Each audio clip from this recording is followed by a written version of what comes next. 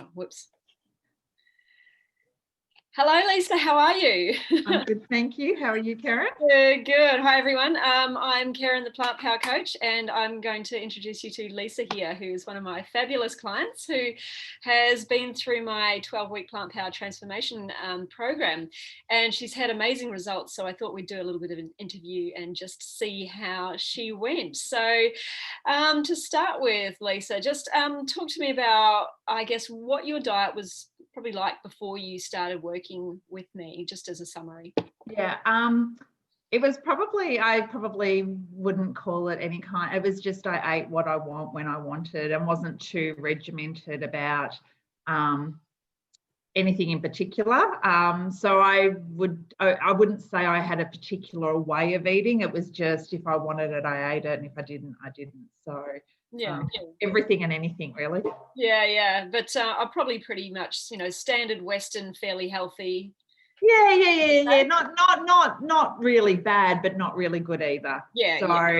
Probably OD'd on coffee, loved bread, would do takeout a lot, love a good cheese board. So just a normal diet really. Yeah, cool.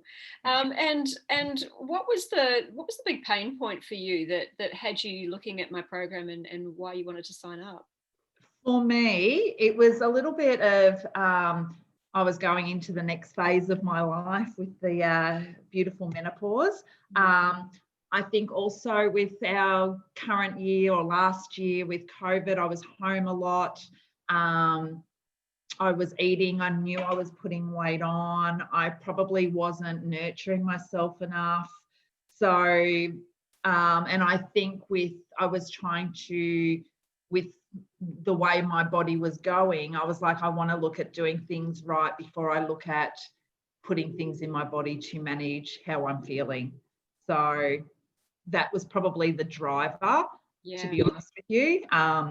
Of what can I do with food rather than just go to a doctor and get something to fix it. I love that because I totally believe in fueling the body before reaching for things like medications too. Yeah. And so when you started the program, what were your goals? What was it you were really trying to achieve here? I think for me, it was great that weight loss was kind of there, but it wasn't the main driver, which is probably a good thing.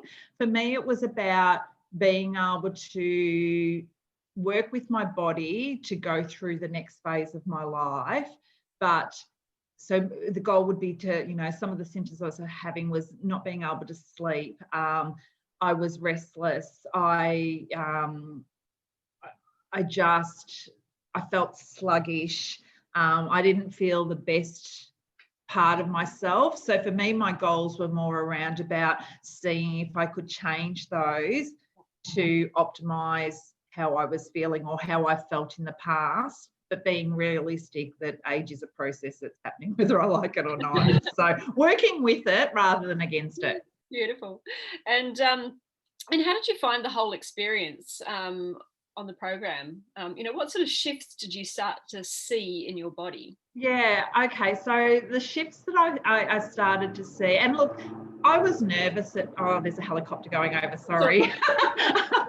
I was nervous at first. I'm not a great cook. I probably get a little bit overwhelmed with those sorts of things. Yeah. So for me, sorry, what was that question again? Your whole experience. But I love the fact that you started with being nervous about about cooking, because I do remember you telling me that. Yeah. So the experience for me, although there was bits to process, it was actually a staggered approach. So I feel like anything that I was a bit nervous about or apprehensive about, you just kind of drip feed what you need when you need it, and you build your knowledge bank. So I think for me, that was probably one of the things that was quite good in that sense, because I was nervous about all those things. But you kind of, if you don't try it, you'll never know. So it was kind of like I'll just walk through it and see what happens. And I think having you there and going through things, if they did come up, you could kind of talk through it anyway. So I think that was one of the good things for me about it. Brilliant. Yeah. And what sort of what did you experience within your body? What sort of changes did you experience in the end? It was interesting because, you know, dare I say it, bathroom habits change. My skin changed. Yeah, talk about that. Like, yeah.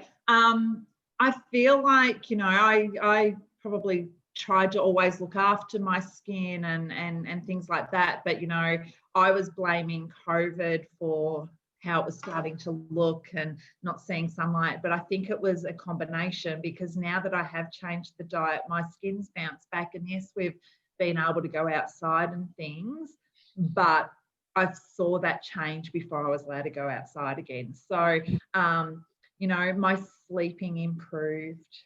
I wasn't as tired. And I overall just felt better in myself. I didn't feel that sluggishness now, and I have a massive sweet tooth. Like I love food. So for me, I think the fact that I wasn't driving for those, I didn't find it hard to let go of those things. So I was probably a little bit shocked that I wasn't yearning the chocolate, or I wasn't yearning the stuff that I thought that would be really hard. Yeah, so, and I think I was shocked about that, because I thought, oh, I'll just, you know, dabble here and dabble there, it'll be okay. But I actually found I didn't want to, or I didn't want it, I didn't need it. That's interesting. Wow. Yeah. And how did you find cooking going, given you I was nervous about that. That was probably me and the kitchen we don't love each other. I'm not going to win someone's heart with my cooking, that's for sure. But I think for me, the cooking part of it, I need a recipe. I need to be told what to do. I'm not creative with it. So the guides and the recipes we had were really quite, they were simple, they were easy to follow.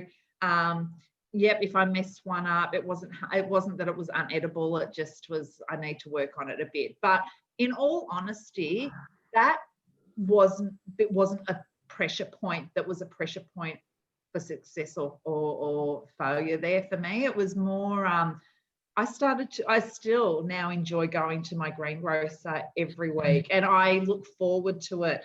And I know the recipes now, and I'm starting to dabble in a little bit of, you know, inspo and throwing things in and playing around a bit. I mean, and I wouldn't go to the grocery store without a list. Yep. And I went without a list, I think it was earlier this week. And I just grabbed what my staples that I thought I would need. And I came back and I had ingredients for 3 things. So I've already changed that mindset of fear, because I was like, oh, I'll just get what I know and see what I can make. And I was able to make what I wanted. So I feel like I'll never be, you know, I don't know, who's a good cook? I'll never be some fantastic Nigella. But again, I've got, you know, I've got a vegan cookbook now that it does have a lot of oils in it, but I'm starting to use the recipes and play around with it to see how I go. So I feel like I actually feel like I've come a really long way in that space. Yeah, I feel like you have too. Yeah. Yeah. And I love that you kept making the Mexican summer soup. And I remember I'd only had that a couple of times myself, and it just sort of kept prompting me to go and make it again. It's like, oh, why didn't I make this again so many more times? It's so delicious. So yeah. Even with that though, I made it this week, but I didn't put as much water in it, so it wasn't a soup. It was more of a rice and bean dish. That's really good too. I've done and that. I loved it. I was like, oh, maybe I'm getting a bit better, but like I'm not scared to play around. I don't see it. I think I saw it before as a bit of a fail that I couldn't, but now I kind of, well, no one has to know if I don't tell them, but I'm happy to do that now and explore with it. So, but I'm more confident. That's brilliant. Good. And what were your results like in the end? Like, I know you lost a fair amount of weight. Yeah. Program. So what? I've lost around 9, which was awesome, but it wasn't the driver, but it was a good result. But I think for me, I lost about 24 to 26 centimeters body mass. That probably blew my mind, because I've probably gone away from the scales more so as I've gotten older, because scales can sort of mess with your head a little bit. But measurements kind of tell the true story. I was more blown away with my measurements than the weight. Yeah, and I can see it so much in your face from when we started. Yeah. I was a little bit of a, I don't know, what would I say, a bit of a puff pastry. But my face was fuller, and but I found the measurements more of a I was more shocked by those, to be honest, because I literally shrank. Yeah, you did. Yeah. So, yeah. Yeah, great. And how are you feeling now, basically? And how are you feeling now? Are you feeling more energized? And yeah. I think for me, Christmas has been it's probably been one where I've gone, you know what, just relax with it. Don't overcomplicate it. Everyone will have their things, but be kind to yourself and just go with it. And I think with Christmas, my body started to react again. But probably what the good thing is now, I've started back and I know what I need to do. And I was starting to not sleep again, and I was starting to a few little things that had from the past had started to creep in. And as soon as I've gotten back on track, I'm sleeping again. So, and all those things that were initial, they didn't take long to fix because I've rectified it quicker than I would have in the past. Yeah. But I'm equipped now. Yeah. You've got the tools now, and you know what the levers are that you can pull. Yeah. And I think before, when I've tried to do things, I would call them fads, and you do them, and I was a bit, I fell off. I'm an all or nothing girl, good part of the personality, but also my own worst enemy. In that sense, I am an all, or there's nothing. But with this, it's different, because I feel like I've been empowered with the knowledge to be able to adapt, and then I make a conscious choice whether I do that. So it's all about that accountability and ownership. If I choose not to do it, then that's on me, because I've proven I do know what I need to do to get back on track. Yeah, and how did you find it, knowing that, there were some rules and some guidelines, I call them, because I think rules are things that you mustn't, they're black and white. Guidelines are like, here are the guidelines as to what's going to work for you, and you get to choose, how far you want to take it. So there's no right and there's no wrong. There's no, I've fallen off track, I need to start from day one. So how did you find sort of flipping that mindset during the program, given you have been in the past that sort of all or nothing person? Yeah, I think that was on one of my goals as well, for the sense of that all or nothing. That was one of my things that I had to work through. You know what? Once I knew what I had to do and I was confident with it, I was almost okay to let it go, because I knew how to fix it quite quickly. And I think because I've gone through and know the signs now, you kind of go, oh, actually, shit, I don't want to go back there. I didn't like it there. So it was quicker to course correct as well. And I wouldn't say I'm the master of it, or I'm all over it to a T. I'm still navigating the space, but I've got the tools to refer back to tap into it if I need. I also have your number, so you do. so I think it's really about the conscious choice and owning your behavior, and owning and being accountable to yourself. Yeah. Because someone can tell you to do something, and you can coach us any way you want, but ultimately we make the decision what we do. And when you own that and feel like you can call back on that stuff to recourse correct, it's actually, I find it really exciting. Like, I'm really happy now, and I feel like I can do a really big shift in the next 12 months as well. But again, I think it depends what your drivers are and what your levers are that you need, and where you are in your life. It's like, I've tried a few different things. I've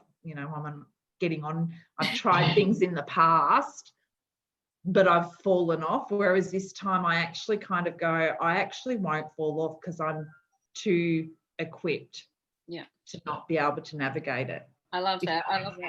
I do. And being a trainer yourself, I imagine that's what you are training other people to be like. You're making sure that the information that they get is empowering them to be able to make their decisions and stay on track in future. So that's exactly. And you only can take on what you're ready to take on. So I think if I went back and reviewed some of this stuff and looked at some of the content, I would learn and take on something else, because there's so much information. You can only absorb what you're ready to go with. And it's a lot. It's a life skill. It's not a moment in time. Absolutely. So I'm yeah. really glad you feel like you're equipped now, because that I guess is what I'm aiming to set people up for by the end of the program, is to make sure that they've got the tools and they know what they're doing now. What were some of the other key takeouts or lessons that you think you came away with as a result?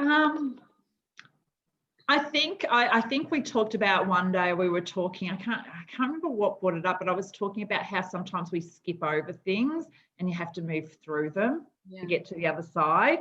So we it's almost like we want to get somewhere and we see the destination, but we don't go through the mud, so to speak, to get there. And because we do that, we probably rip ourselves off of the learning.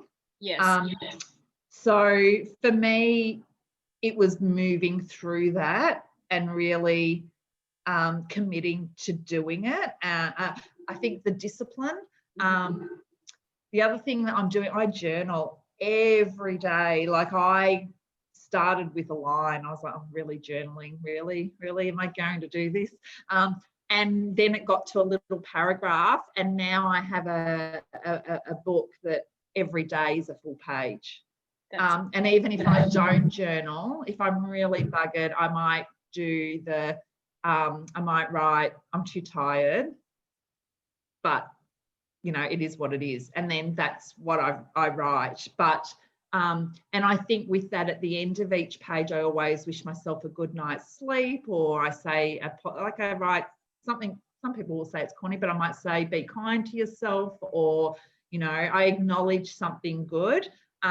I did find at first I only wrote the good stuff, but as I've gotten more confident, I probably write some of the shitty stuff as well, because we don't live in Disneyland, because I want it to be a real journal, not just full of fluff.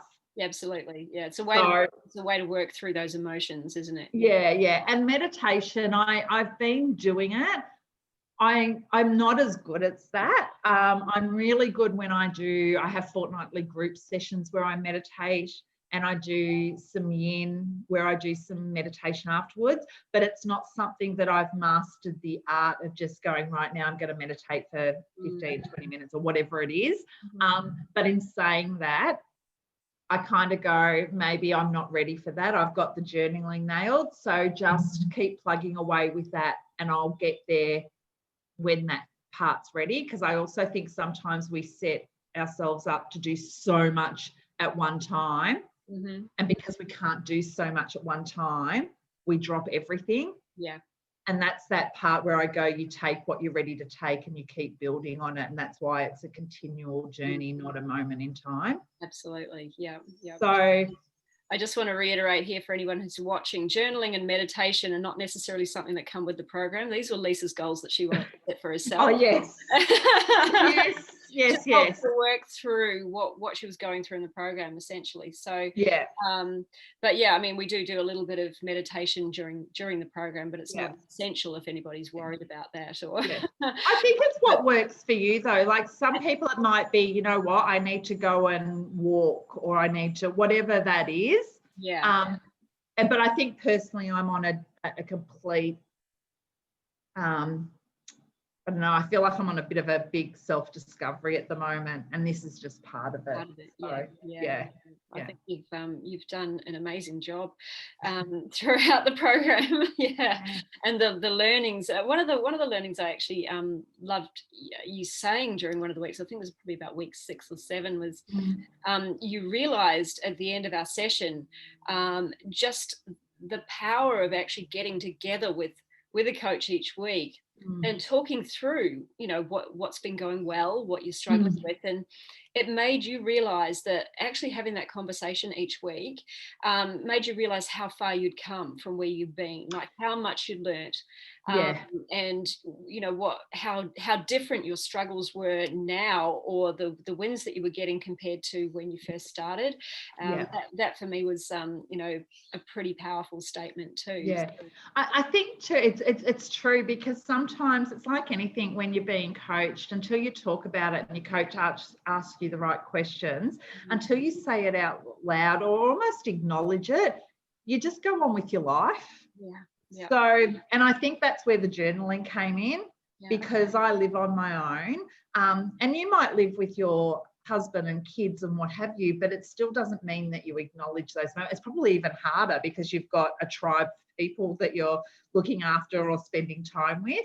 So I think for me, the coaching was really good, because sometimes I had aha moments that if we hadn't have chatted, I would never have realised, and that could have been the gap of why things in the past hadn't worked, because I didn't realise the knowledge within, because it became just something that I did. Yeah, exactly. Yeah, and stopping to celebrate those little wins. Constantly along the way to make you realise and keep that energy high and the motivation high as well. So good. So, you know, what would you say to anybody who may be struggling at the moment, or maybe even looking at the program and going, oh, I'm not sure? What would you say? I would just say, if you're struggling, I'd say be kind to yourself, because enough people will give you a hard time anyway. So just be kind to yourself. I'd just say jump in and do it, because everyone will be at different levels at different stages, and any change you make is better than sitting there saying what if. So and again, the things that I thought would be really big challenges for me weren't that big in the big scheme of things. And like I said, when I revisit, I'll still learn more. So you will only take on what you're ready to hear or do, but a small change is better than no change. And doing what you've always done isn't going to give you a different outcome. Absolutely. So you've got to do something. So I think it's, you know, you've got to love you first, and you've got to be the best version of you, and you've got to be happy. So I'd say it was probably a good thing to do. A good thing to do. Good. Well, thank you. Thank you for your time today. That's all right. Thanks for having me. Pleasure having you in the program. And I look forward to, you know, chatting again to you soon. Like, and I'm sure you will. And just, you know, see where you're up to and see what's going on. And I'm going to work on one of these recipes and supply you with one. Please do. Yeah. I'll put your name. I'll just put that out there now. Yeah, no, I'm going to hold you to it. Love it. Beautiful. Thanks for all that you did and your time, and probably just your guidance throughout it, because I don't know if I would be where I am right now if I hadn't have had that. So thank you for that. I appreciate it. Well, thank you, Lisa. And I'll chat to you again very soon. No worries. Thanks, Karen. See ya. Yeah. Bye.